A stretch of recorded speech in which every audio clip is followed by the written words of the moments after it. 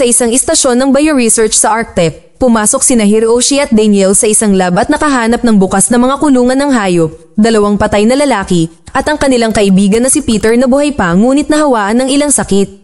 Nang bigyan siya ni Hiroshi ng tubig, may pumipintig sa lalamunan ni Peter at tinawag itong progress ni Hiroshi. Sa day 1, dumating ang isang team mula sa Centers for Disease Control o kung tawagin ay CDC, na pinamumunuan ng kapatid ni Peter na si Alan, sakay ng helicopter. Sinabi sa kanila ni Hiroshi at Daniel na wala ng anumang karagdagang impeksyon, na nangangahulugan na ang virus ay hindi naglalakbay sa hangin at hindi kailangan ng quarantine. Ang koponan ng CDC ay may isang chip na ininject sa kanilang kaliwang kamay na nagbibigay sa kanila ng walang limitasyong pag-access sa lahat ng silid ng pasilidad at nalaman nila na mayroon lamang 1 oras ng satellite sa isang araw upang makipagpalitan ng data sa panlabas na mundo. Dinalaw ni Alan at Julia si Peter na nakatali. Ang kanyang mga vitals ay kritikal at hindi iniisip ni Alan na makakaligtas siya sa gabi.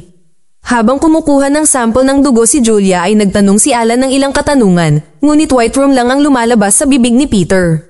Napansin ni Julia na ang dugo ni Peter ay itim, dahilan upang siya ay biglang kumawala at itulak sila bago nakawin ang karayom. Habang hinahawakan siya ni Alan, tinurukan ni Julia si Peter ng pampakalma. Pagkatapos ay sinuri ni Alan, Julia, at Sarah ang mga bangkay upang matuklasan lamang na ang malambot na tissue ay natunaw sa itim na go. Samantala, sinusuri ni Doreen at Sergio ang lab ni Peter at nakahanap ng genetically modified na mga daga. Tiniyak ni Daniel na hindi sila kailanman gumamit ng unggoy na sa tingin ni Doreen ay kakaiba. Salamat sa isang espesyal na pagsubok, kinumpirma niya na ang virus ay hindi nasa hangin. Nang i-disassemble ni Sergio ang isang drain, nakahanap si Doreen ng balahibo mula sa isang unggoy na nangangahulugang nagsinungaling si Daniel. Nagsimula silang maghanap sa base at nakahanap ng pinto na hindi nagbubukas, kaya nalaman nila na nagsinungaling din sila tungkol sa mga chips. Gumagamit si Sergio ng likidong nitrogen sa lock upang pilitin itong buksan at nakakita sila ng isang grupo ng mga walang laman na hawla. Nakilala ni Doreen ang amoy ng unggoy at napansin niyang binuksan ang mga kulungan mula sa loob. May isang unggoy na palihim na gumagala at nang subukan ni Doreen na makalapit, ang hayop ay naging wild at inatake siya. Hinampas ito ni Sergio ng metal bar para tapusin ito at napansin ni Doreen na may pumipintig sa lalamunan nito. Naghanap sina Alan at Sarah sa silid ni Peter at nahanap ang isang USB drive na may mga entry sa video diary. Sa unang video ay gumawa ng senyales si Peter gamit ang kanyang kamay na kinikilala ni Alan bilang isang lihim na code na mayroon sila noong mga bata pa sila upang balaan ang isa't isa tungkol sa kanilang lasing na ama na ang ibig sabihin nito ay tumakbo. Sa sandaling iyon, tumunog ang alarma sa isolation room at natuklasan nilang nakatakas si Peter sa air duct gamit ang bonso. Tinatakan ni Daniel ang mga air duct at naglabas sa mga ito ng gas na dapat pigilan si Peter. Nagboluntaryo si Alan na maghanap sa mga air duct at sa lalong madaling panahon ay nakakita siya ng bakas ng itim na go na sinundan niya hanggang sa matuklasan niya ang katawan ng isang gwardya na nawawalan ng braso. Habang ang katawan ay inalis mula sa duct at pinipilit ni Alan na isil ang bahaging ito ng base, nagpapatakbo sina Julia at Sarah ng ilang mga pagsubok sa lab. Natuklasan nila ang isang virus na 15 nanometer lamang ang haba na hindi pa nangyari noon. Kapag ipinakita nila ito kay Alan, ipinaliwanag nila na ang virus ay lumilitaw na nagpapabago sa mga gene ni Peter. Inihayag ni Sergio na mayroon siyang miniature satellite dish na nagtatago sa kanyang damit at lumabas siya para magpadala ng mensahe. Nang lumingon siya, natuklasan niya ang daan-daang frozen na unggoy. Nagmamadaling bumalik si Sergio para kausapin si Hiroshi na sinasabing hindi masaya ang mga taong pinagtatrabahuhan nila at nagbago ang schedule para sa delivery nang lumabas ang CDC. Samantala, isinuot ni Peter ang uniforme ng gwardya at ginamit ang braso upang buksan ang isang kandado. Ngayon ay maaari na siyang pumasok sa isang silid at atakihin ang lahat ng mga tao doon. Sa day 2, tinanong ni Sarah ang mga doktor na sina Haven, Bryce, at Solomoni. Inilalarawan nila ang pag-atake ni Pedro bilang smothering dahil patuloy niyang inilalapat ang kanyang bibig sa bibig nila. May 3 iba pang mga siyentipiko na tumakas. Napagpasyahan ng pangkat ng CDC na si Peter ay maglilibot sa lugar upang maghanap ng higit pang mga tao na mahahawahan niya. Ang isa sa mga nawawalang siyentipiko na nagngangalang Tracy ay lumapit kay Doreen habang pinag-aaralan niya ang unggoy. Patuloy na tinutukoy ni Tracy ang kanyang sarili bilang kami at sinabing ayaw niyang ipadala sa White Room tulad ni Dr. Havitt. Siya ay patuloy na nakikipag-usap sa isang haka-haka na tao, sinasabing sila ay gustong gamitin ang virus bilang isang sandata at kung paano sila nawalan ng kontrol dito. Nang sinubukang umalis ni Doreen, naging wild si Tracy at itinapon siya sa lupa upang subukang iluwa ang itim na go sa kanyang bibig, ngunit nakaiwas si Doreen sa tamang oras at tumakbo. Sa sandaling iyon ay nabawi ni Tracy ang kanyang katinoan at humingi ng tawad bago nawalan ng malay. Sa pagtingin sa mga log ng iniksyon, natuklasan ni Julia na tinurukan ni Peter ang mga daga ng isang bagong formula na tinatawag na Norvec. Nakuha ng ilang daga ang Norvec A at ang iba ay nakakuha ng Norvec B. Ang mga siyentipiko na tumulong sa kanya ay ang mga natagpuan nilang patay. Hiniling ni Julia kay Hiroshi na gayahin ang eksperimento ni Peter upang direktang pag-aralan ang mga resulta. Ang mga daga na may Norvec A ay namamatay lahat, habang ang mga daga na may Norvec B ay may 100% na rate ng impeksyon na may 0% na rate ng namamatay. Biglang, binasag ng isang Norvec B na daga ang salamin at inatake ang isang hindi nahawa ang daga sa pamamagitan ng pagpasa ng itim na go gamit ang bibig nito. Sa mga corridors, nakuha ni Sergio at Daniel ang isa sa mga nawawalang doktor. Siya ay mukhang malubha ang sakit at dinadala sa isang stretcher na nakikita ng ibang mga manggagawa. Gusto nilang malaman kung bakit hindi pa sila nililikas kaya ipinaliwanag ni Alan na hindi nila maaaring ipagsapalaran ang pagdadala ng virus sa ibang bahagi ng mundo. Sa isolation room ay dumaranas ng matinding sakit si Haven kaya umalis si Sarah para maghanap ng gamot. Pagpasok niya sa stockroom, biglang isinara ni Peter ang pinto sa likod niya. Sinabi niya sa kanya na narito si Julia para sa isang dahilan bago tumakas sa pamamagitan ng air duct. Hindi nagtagal ay dumating sina Alan, Sergio, at Daniel at sinabi ni Sarah sa kanila ang nangyari. Nakahanap si Sergio ng itim na likido sa air duct at sa tingin niya ay iniwan ito ni Peter upang sundan. Pagkatapos ay umakyat si Sergio sa duct at tumingin sa paligid hanggang sa matagpuan niya si Peter. Pinagmamasdan siya ni Alan sa camera at ilang segundo ay umitim ito. Kapag bumalik ang imahe ay tinitingnan niya ang kanyang sarili na nangangahulugang ninakaw ni Peter ang camera at nasa itaas niya. Iniligtas ng security team ang isang walang malay na si Sergio mula sa dock ngunit wala na si Peter. Sa isolation room, napansin ni Sarah na walang epekto ang gamot kay Haven. Gustong lumabas ni Bryce at Sulamani at nang tumanggi si Sarah na buksan ang pinto, pinagbantaan siya ni Bryce gamit ang isang syringe. Tinawag ang seguridad at nagpa siya si Alan na pumasok sa isolation room, hinubad ang kanyang suit para makuha ang tiwala ng mga doktor. Gumagana ito at napalaya si Sarah. Pagkatapos ay ipinakita ni Julia kina Alan at Sarah ang kanyang pagsubok sa mga daga. Namatay ang mga daga ng Norvec A dahil sa liquefaction ng kanilang mga organo habang ang mga daga ng Norvec B ay naging agresibo. Naniniwala si Julia na ang Norvec B virus ay muling nagprograma sa utak upang lumikha ng isang perpektong contagion machine tulad ni Peter. Habang dinadala ni Doreen si Tracy sa intensive care, nagsimulang magkaroon ng seizure si Haven. Nang tumakbo si Sarah para tingnan siya, ibinunyag niya na nagpapanggap lang siya at itinulak siya sa pader para matumba siya. Si Doreen ay itinulak ni Bryce at Sulamani sa silid at ang tatlong doktor ay nakatakas. Ilang sandali pa ay natuklasan ni Sarah na nanginginig ang kanyang kamay. Hinarap ni Alan si Hiroshi tungkol sa lahat ng kasinungalingan, ngunit sinabi niyang hindi niya alam kung ano ang ginagawa ng kanyang mga siyentipiko. Pagkaalis ni Alan, tumingin si Hiroshi sa isang secret album na puno ng mga larawan ni Julia. Pagkatapos ay tinanggal niya ang kanyang mga kontak na nagpapakita na siya ay may mga silver na mata. Sa shower, si Julia ay nilapitan ni Peter na sinubukang halikan siya. Itinulak siya ni Julia, ngunit hinawakan siya ni Peter at pinilit na lunukin ang itim na go. Sa ikatlong araw, natagpuan ni Alan si Julia na walang malay sa banyo. Nang tanungin niya kung ano ang nangyari, nag-flashback si Julia sa pag-atake ngunit sinabi niyang hindi niya naaalala ang nangyari. Matapos ihulog ni Alan si Julia sa kanyang kwarto, nakarinig siya ng ingay at sinundan ito sa isang lab kung saan niya nahanap si Peter na humingi ng tulong bago bumagsak. Nakalock ang base habang tinitipon ni Doreen at Sarah ang lahat ng empleyado para hilingin sa kanila na iulat kahit ang pinakamaliit na sintomas. Dinala ni Alan si Peter sa isolation area ngunit sa tingin ni Hiroshi na siya ay masyadong mapanganib kaya inanunsyo niya na ipapadala nila siya sa level R. Isa itong abandonadong lab na may sariling sirkulasyon ng hangin at mahigpit na seguridad dahil dati itong lugar para sa mga eksperimento sa kontroladong pagsasanib. Sinusuri ni Alan at Hiroshi ang sitwasyon nang bigla nilang nabangga si Sulamani na ang bibig ay tumutulo ng itim na go. Nang humingi siya ng tawad at sinubukang lapitan si Hiroshi, binaril siya ni Daniel sa kanyang tiyan. Sa tulong ni Hiroshi, mabilis na tinanggal ni Alan ang bala at tinakpan ang sugat. Samantala, tumingin si Julia sa salamin at nakita ang mga sugat na lumalabas sa kanyang balat at ang itim na go sa kanyang bibig, ngunit ito ay guni-guni lamang. Nang maglaon ay napansin niyang nanginginig ang kamay ni Sarah habang nagtatrabaho sila, ngunit sinisisi ito ni Sarah sa kawalan ng pahinga. Pagkatapos kumuha si Julia ng isa pang sample ng dugo mula kay Peter, bumalik siya sa lab at ipinaalam sa kanya ni Sarah na sa wakas ay nakagawa na siya ng pagsubok para sa virus. 3 security guard ang negatibo, habang sina Peter, Tracy, at ang nahuli na siyentipiko ay positibo. Habang sinasabi ni Sarah kay Alan ang tungkol dito, sinusuri ni Julia ang sarili at nagnegatibo ngunit itinatago pa rin ang pagsubok sa kanyang bulsa. Bumalik sina Sergio at Doreen sa lab kung saan siya nagtatrabaho kasama ang unggoy at nakitang wala na ito at ganap na nalinis ang lab. Gusto ni Doreen na harapin si Hiroshi, ngunit kinumbinsi siya ni Sergio na mag-aaksaya siya ng kanyang oras at nag-aalok na kumuha siya ng isa pang sample. Pumunta sila sa labas at gumamit si Sergio ng drill para kumuha ng sample mula sa isa sa mga frozen na unggoy. Sa isang koridor, sinusubukan ni Bryce na dumaan sa isang bakal na pinto na may palakol ng apoy na tinawag ang isang taong nagngangalang Duchamp.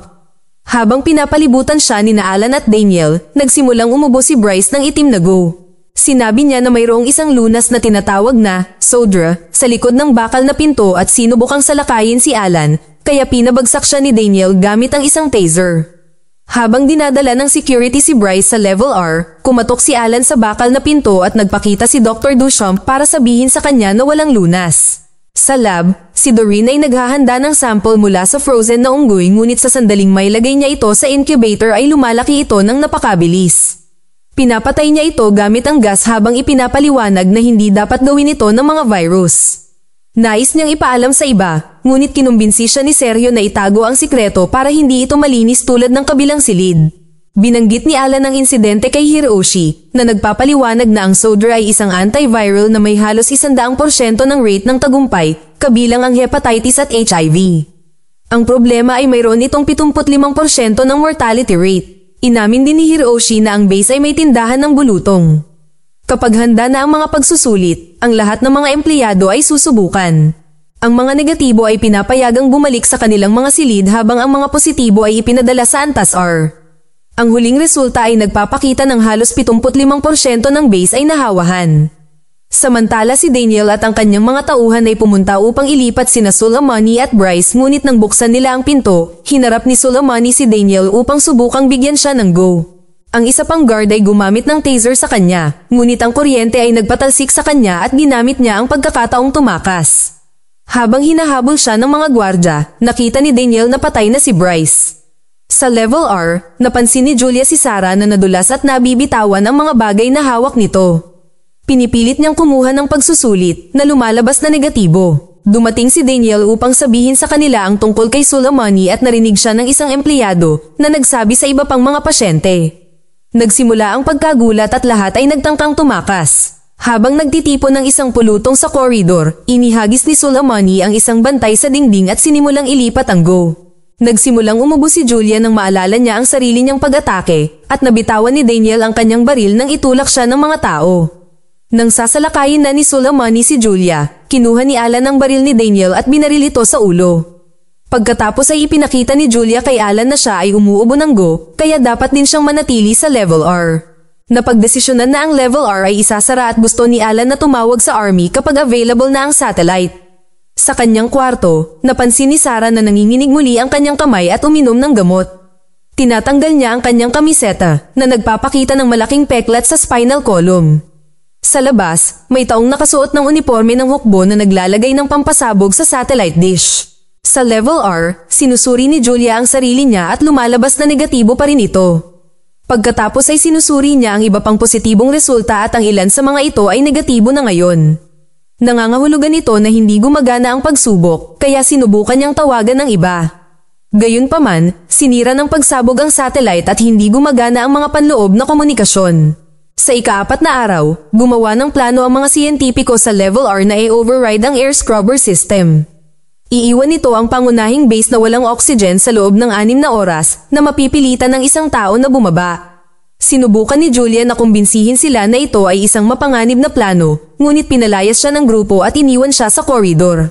Biglang sumulpot ang isang taong nakasuot at gumawa ng signal na parang humihiling na sundan sila, ngunit kapag sinubukan ni Julia na gawin iyon ay nawala ang tao. Nagtanong si Alan tungkol sa satellite at sinabi ni Daniel na nag-iimbestiga sila. Inanunsyo ni Hiroshi na inaabandona nila ang mga tao sa level R dahil masyadong mapanganib na muling buksan ito. Sa kanyang silid, napansin ni Sarah na nanginginig pa rin ang kanyang kamay. Nang iinom na siya ng gamot, nilapitan siya ni Dr. Ijem na nagtanong tungkol sa katumpakan ng pagsusulit. Negative ang kanya, pero may kakaibang marka sa braso. Si Sarah ay nagpatakbo muli sa pagsusulit at ito ay negatibo pa rin, ngunit si Ijem ay may pag-aalinlangan. Sa isolation room, namimilipit si Peter sa sakit at hindi nakakatulong ang normal na gamot. Kinumbinsi ni Alan si Duchamp na subukan ang Sodra dahil sa ganitong bilis ay mamamatay pa rin si Peter. Sa sandaling iturok ang Sodra sa katawan ni Peter, bumuti ang kanyang kalagayan. Samantala, pinagsabihan ni Hiroshi si Sergio para sa pagpapasabog ng satellite dish. Inihayag ni Sergio na si Hiroshi ang gumawa ng virus at sinabi sa kanya na kung ayaw niya ng gulo, dapat niyang maabot ang ipinangakong resulta. Sa sandaling iyon, ang isang alerto sa kapaligiran ay nag-aanunsyo ng pagbaba ng oxygen sa base. Ipinaliwanag ni Daniel na ito ay isang taktika na ginagamit ng mga tao sa level R kaya inanunsyo ni Hiroshi na personal niyang hahawakan ito. Sa pribado, sinabi ni Doreen kay Sergio na kung gusto niyang patuloy siyang magtrabaho sa unggoy, gusto niya ang katotohanan. Ipinaliwanag ni Sergio na miyembro siya ng isang espesyal na seksyon ng pagsisiyasat ng Pentagon na ipinadala sa base upang imbestigahan ang mga alingaungaw ng ilegal na pananaliksik. Nagsagawa ng mas maraming pagsubok si Doreen at natuklasan na may partikular na lumikha ng virus. Ginagamit ito upang ipakita ang mga piling katangian sa mga tao. Pagkatapos ay tinapos siya ni Sergio at pinakawalan ng mga daga upang magmukhang ginawa nila ito. Sa level R, hinabol ng isang infected na pasyente si Julia. Kapag tumakbo siya sa isang silid, hinila siya ng misteryosong tao sa isang silid upang iligtas siya at sabay nilang isinara ang pinto sa braso ng umaatake upang hindi siya makalabas. Matapos i-lock ang pinto, tinanggal ng tao ang gas mask at ipinakilala ang kanyang sarili bilang Jay. Ang mga babae ay naghahanap ng mga gamit at sa isang pader ay napansin nila ang mga inisyal na JLW na may ilang bulaklak. Si Julia ay nabigla dahil ito ang paraan ng pagsulat niya ng kanyang mga inisyal noong bata pa siya sa Montana, ngunit hindi niya naalalang narito siya noon. Nang maglaon ay nagsimulang magkaroon ng mga guni-guni si Ijem at sa wakas ay napagtanto ni Sarah na siya ay nahawaan, ibig sabihin ay hindi gumagana ang mga pagsusuri. Si Ijem ay isang oncologist at maaaring sabihin sa mga sintomas ni Sarah na siya ay may tumor, ngunit sumasang-ayon siyang ilihim ito hanggat hindi sasabihin ni Sarah sa sino man na siya ay nahawahan. Pagkatapos ay pumunta si Sarah kay Alan para sabihin sa kanya na hindi gumagana ang pagsubok ngunit walang sino mang nahawa ang tao sa palapag na iyon. Sa sandaling iyon nagising si Peter at natuklasan ni Duchamp na lumalaban na ang virus. Biglang inatake sa puso si Peter, kaya inilagay siya ni Alan sa ilalim ng artipisyal na paghinga upang mapanatili siya hanggang sa makahanap ng lunas. Lumalala ang katawan ni Sarah ngunit hindi niya mahanap ang regular na gamot kaya kailangan niyang pumili ng mas matibay. Lumalala na rin si Ijem kaya malakas din ang injection ni Sarah. Ipinaalam ni Daniel kay Hiroshi na ang mga tao ay nagsisimula ng makaramdam ng sakit dahil sa kawalan ng malinis na hangin, kaya tinihayag ni Hiroshi ang mga nakatagong hagdan sa kanyang opisina. Mabilis nilang narating ang mga air scrubber at nakita ang mga armadong siyentipiko na handang lumaban. Ang isa sa kanila ay nagbubuga ng black goo kaya nanumpa si Hiroshi na tutulungan sila. Naniwala sila sa kanya at pinaandar muli ang mga scrubber para lamang kunin ni Hiroshi ang baril ni Daniel at tapusin sila. Sinabi ni Hiroshi kay Daniel na kunin ang mga katawan habang hinahanap niya si Julia. Sa isang koridor, nadatnan ni Hiroshi ang Haven ngunit patuloy lang siya sa paglalakad nang hindi inaatake. Sa 5 araw, sinunog ni Sergio ang lahat ng nagyelo na unggoy at nagpadala ng mensahe sa kanyang amo na sinasabi sa kanila na natapos niya ang kanyang misyon at humihingi ng paglikas. Nakatanggap siya ng mensahe pabalik na nagsasabi sa kanya na ang kanyang bagong misyon ay hanapin si Dr. Havitt. Biglang sumigaw ang mga unggoy dahil buhay pa sila. Pumunta si Sergio sa opisina at hinanap ang pangalan ni Havitt sa system ngunit walang resulta. Pagkatapos ng maraming pagsubok ay nakahanap si Alan ng paraan para palakasin ang Sodra at naghanda si Duchamp na subukan ng update na ito sa mga hayop. Sa level R, pinamukha ni Hiroshi na siya ay inatake bago nilapitan sina Julia at Jane, sinabing sinaksak siya ng mga lalaking nakikigulo sa mga air scrubber. Wala silang mga supply para tulungan siya kaya kailangan nilang tumawid sa madilim na koridor para makarating sa kabilang panig ng pasilidad. Pagkaraan ng ilang sandali, huminto sila para balutin ni Julia ng jacket ang sugat ni Hiroshi at napansin niya ang kakaibang peklat sa likod nito. Bigla silang nakakita ng isang grupo ng mga daga na tumatakbo, kaya itinapon nila ang flashlight sa lagusan upang matuklasan ng isang nahawa ang tao. Agad na nagsimulang tumakbo din ang tatlo at pinamamahalaan ni Hiroshi at Julia na magtago sa loob ng isang silid, ngunit si Jay ay nahuli ng umaatake at naiwan sa labas. Gusto siyang iligtas ni Julia, gayunpaman sinabi ni Hiroshi na huli na ang lahat at hinarangan niya ang pinto. Habang naghihintay sila ay tinanong ni Julia si Hiroshi tungkol sa kanyang mga peklat at ipinaliwanag niya na sinubukan niyang iligtas ang kanyang anak nang masunog ang kanyang bahay. Sa sandaling hindi na nila marinig ang umaatake, patuloy na gumagalaw ang duo sa koridor, ngunit halos hindi na siya makalakad at nadapa si Hiroshi. Nahanap sila ni Haven at sinubukan silang habulin, kaya itinulak ni Julia si Hiroshi sa isa pang silid kung saan lumitaw si Jay at gumamit ng fire extinguisher para patumbahin si Haven. Pagkatapos ay inaalagaan ng mga babae ang sugat ni Hiroshi at sinabi ni Jay na nagsinungaling siya tungkol sa kanyang anak na ikinalito ni Julia dahil wala si Jay doon. Napagtanto ni Julia na si Jay ay isang hallucination at lahat ng ginawa ni Jay ay ginawa talaga ni Julia. Sa lab, nahanap ni Alan ang katawan ni Doreen at naisip niyang may nagtulak sa mga kulungan ng kusa.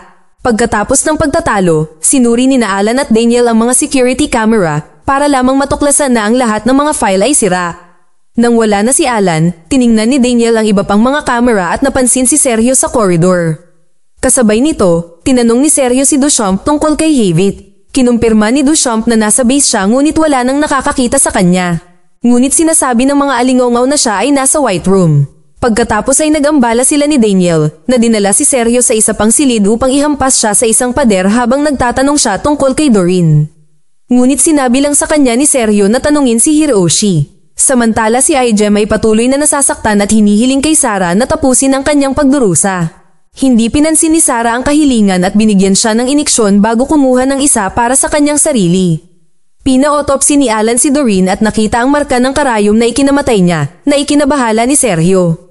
Pagkatapos ay sinabi ni Alan kay Sarah na pinatay si Doreen na nagpalala sa mood ni Sarah. Bigla niyang hinalikan si Alan, ngunit umatras siya at napansin niya ang kanyang mga mata. Kaya ipinapalagay niyang umiinom siya ng gamot para sa kasiyahan. Pagkatapos niyang umalis, sa wakas ay pumayag si Sarah na pagbigyan ng hiling ni Ijem at tinapos siya gamit ang isang iniksyon. Hinahanap ni Sergio at Alan ang mga pananaliksik ni Doreen para makita kung ano ang itinatago niya. Si Sergio ay maayos na minamanipula si Alan upang hanapin si Havit na sinasabing si Doreen ay nakikipag-ugnayan sa kanya. Pinuntahan ni Alan si Daniel na itinuro na hindi dapat pagkatiwalaan ni Alan ang lahat ng sinasabi ni Sergio. Nang maghinala siya, naghanap sina Alan at Daniel sa silid ni Sergio. Nakakita sila ng mga plastik na pampasabog, ang portable satellite dish, ang pananaliksik ni Doreen, at isang mensahe na nagsasabing natagpuan niya si Havit sa puting silid kaya naka-schedule ang paglikas. Nang marinig ito, tumakbo si Daniel. Ang isang nalilitong Alan ay nagtanong kay Duchamp kung ano ang puting silid at nalaman na ito ay isang panloob na biro upang sumangguni sa Arctep. Sa labas, naglalakad si Daniel sa isang nakatagong lugar kung saan pinindot niya ang isang buton na nagdulot ng ilang napreserbang mga ulo na tumaas mula sa ilalim ng niebe, kabilang ang mga ulo ni Havit. Bigla siyang pinatumba ni Sergio na pineke ang huling mensahe sa kanyang telepono upang gabayan siya ni Daniel sa lugar na ito. Hinawakan ni Sergio ang ulo ni Havit at tumalikod para lang mabangga si Alan na sinuntok siya dahil sa pagpatay kay Doreen. Dahil siya ay isang sundalo, madaling natalo ni Sergio si Alan at pinutol ang kanyang lubid para iwanan siya sa snow bago umalis. Sa kabutihang palad, nahanap muli ni Alan ang lubid at bumalik din sa base. Samantala, sinusubukan ni Sergio na i-text ang kanyang amo ngunit tinambangan siya ni Daniel na sinaksak siya at tinanggal ang kanyang insulated na damit. Pagkatapos ay kinuha ni Daniel ang ulo ni Havit at bumalik. Sa ika-6 na araw, isang misteryosong tao ang nagsimulang hilahin ang katawan ni Sergio. Sa level R, nakita ni Julia ang isang maliit na batang babae sa koridor at sinubukang sundan siya para lang mabangga si Peter. Napagtantong hindi ito totoo, muli niyang tiningnan ang babae at napansin ang itim na ghost sa kanyang bibig. Sa sandaling iyon ay nagising siya na nagpapatunay na kumakalat na ang kanyang impeksyon at nasa nakalak na kwarto pa rin siya kasama si Hiroshi na ang sugat ay mabilis na gumaling. Sa labas ng pinto, mayroong isang grupo ng mga marahas na nahawa ang tao at narinig ni Julia ang isang babae na humihingi ng tulong bago namatay. Pagkagising niya ay agad siyang binigyan ni Hiroshi ng pampakalma para muling makatulog. Pagkatapos ay lumabas siya at pagkatapos na harangan ng pinto, umalis siya sa isa sa kanyang mga sikretong daanan. Bumalik kay Alan, gumagamit siya ng ilang kemikal at apoy para magsunog ng butas sa sahig para makababa sila ni Sarah. Ang pinto sa level R ay may isang simpleng kadena kaya sinimulan niya itong lagariin, ngunit nagambala siya ng isang grupo ng mga nahawaang tao na sumisira sa bintana at inaabot sila upang kunin si Sarah. Pinutol ni Alan ang kamay ng lalaki para palayain siya at tumakbo sila pabalik sa base. Sa isang kakaibang bahay, nagising si Sergio na nakaposa sa isang kama. Ang misteryosong tao ay si Anana, ang tanging opisyal ng kapayapaan sa lokal na nayon ng Inuit. Nang subukan ni Sergio na abutin ng ilang gunting, tinadyakan ni Anana ang kanyang kamay at sinakal siya ng kaunti. Tinanong niya siya kung ano ang nangyayari sa base at isang bagay tungkol sa mga bata, ngunit wala siyang alam. Pagkatapos ay ipinakita sa kanya ni Anana ang mga larawan ng 31 bata na nawala malapit sa base.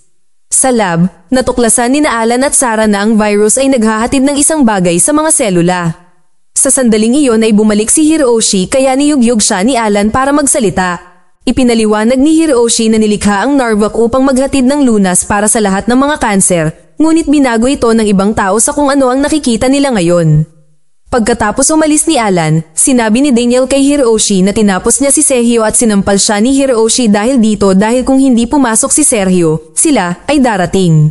Samantala si Julia ay may isa pang guni-guni na naglalagay sa kanya sa isang cabin kasama ang babae at si Peter. Ang bata ay tinatawag ding Julia at ipinaliwanag niya na pumupunta siya sa bahay na ito tuwing tag-araw kasama ang kanyang ina. Napagtanto ni Julia na ito ang lugar sa Montana na binisita niya kasama ang kanyang ina at ang batang babae ay ang kanyang mas batang sarili. Ang hallucination ay nagbabago sa isang hapunan kasama ang lahat ng kanyang mga kasamahan na nagsasabing narito sila dahil kay Julia at ang lahat ay palaging tungkol sa kanya. Kapag sinimulan niyang hiwain ang manok, lumabas ang itim na goo mula rito. Pagkatapos ay sa wakas ay nagising siya na may kulay pilak na mga mata. Si Julia ay hindi na nakakakita ng mga palatandaan ng impeksyon at ang kanyang dugo ay nagsimulang bumuti, ngunit ang kanyang ulo ay sumasakit. Nakita rin niya si Peter sa silid, kaya tinakpan niya ang kanyang mga mata upang maiwasan ang pagtingin sa kanya. Kinakausap pa rin niya ito, binanggit na maaaring siya si Patient Zero. Nagsagawa ng mas maraming pagsubok sina Sarah at Alan at hindi sinasadyang lumaki ang virus. Dahil kumakalat ito sa desk, gumamit si Alan ng fire extinguisher para pigilan ito. Kung pinipigilan ng lamig ang virus, iniisip nila na maaaring gumana ito sa mga nahawa ang tao. Bumisita si Alan kay Dr. Victor na mayroong cryogenics equipment sa kanyang lab na sinusuri niya sa mga daga. Inihanda nila ang makina para kay Peter at inilubog siya sa likido. Sa una ay tila nalulunod siya, ngunit hindi nagtagal ay huminahon siya at nakatulog. Nang maiwang mag-isa si Sergio, kumuha siya ng panulat at ginamit ang mga bahagi nito upang buksan ang mga posas. Pagkatapos kumuha ng kutsilyo ay tumingin siya sa labas at natuklas ang kaibigan ni Anana si Daniel. Nagmamadaling lumabas si Sergio at inatake si Daniel hanggang sa pigilan siya ni Anana gamit ang kanyang baril. Ang lalaking ito ay hindi si Daniel, siya ay kapatid ni Anana na si Tolet. May kambal siyang kapatid na nawala noong mga bata pa sila. Gustong malaman ni Anana kung sino itong si Daniel kaya umalis sila ni Sergio para hanapin ang base. Sa ika-7 araw, dumating ang isang grupo ng mga helicopter na may logo ng Aileria Corporation.